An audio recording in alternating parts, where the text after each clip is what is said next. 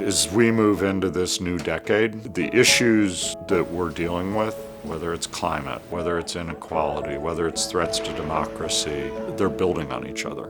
We need the greatest minds trying to figure out, how do we take apart these problems? How can you pick a system at the right altitude and change that system? And that's the journey that we're on as we try and identify who the next great leaders are. The Skoll Award for Social Entrepreneurship is the world's most renowned platform for recognizing social entrepreneurs who are changing the world. It was started 15 years ago as a way to recognize the incredible work and bringing to light the fact that these are the folks who are at the forefront of solving the world's most pressing problems. Well before anyone thought of such a term, Jeff Skoll planted the flag around this concept of social entrepreneurship. John Gardner, the architect of the Great Society programs under Lyndon Johnson, said, bet on good people doing good things. And what he meant was that there were big problems ahead for the world, but there were also people who would stop at nothing to solve these problems. People who see a societal problem and are able to be innovative and imaginative enough to see a different future. How do you change the power structures? Sometimes it's legislation, sometimes it's values and norms. It's going to take working with government, it's going to take working with other civil society organizations, the private sector. Very quickly we started receiving requests throughout almost every corner of the world from both lawyers and civil society and governments, bar associations, and they said, hey, we have the exact same problem. How can we work together? Historically, awards are considered to be a pinnacle where you've achieved something and then you get a Nobel Peace Prize. Whereas with the Skoll Award, it's the starting point of growing your impact and scaling your organization to a significant level. So it comes with an unrestricted grant. Right now it's a $1.5 million grant over 3 years. That's such a small part compared to giving us confidence, giving us faith, bringing contacts, bringing resources. There's a partnership, and it's not about we're going to write a check and we want to report in a year.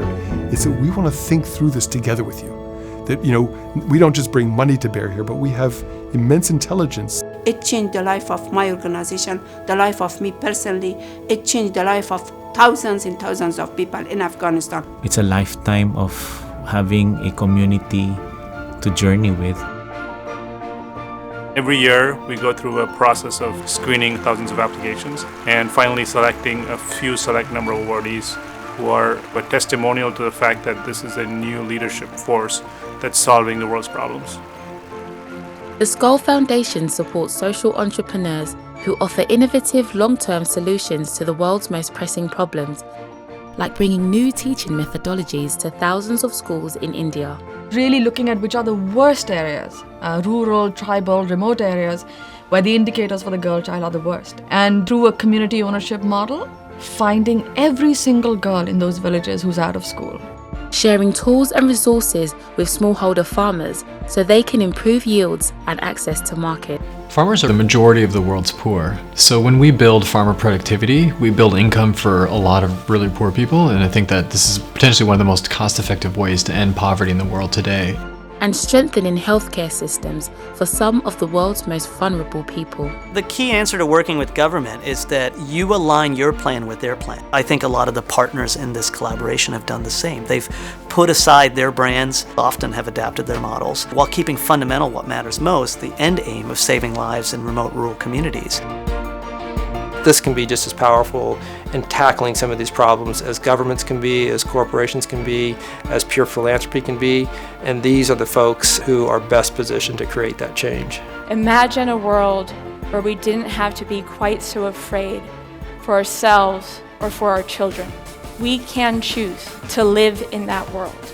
And this is the moment, this is the exact moment when we can decide to build it together.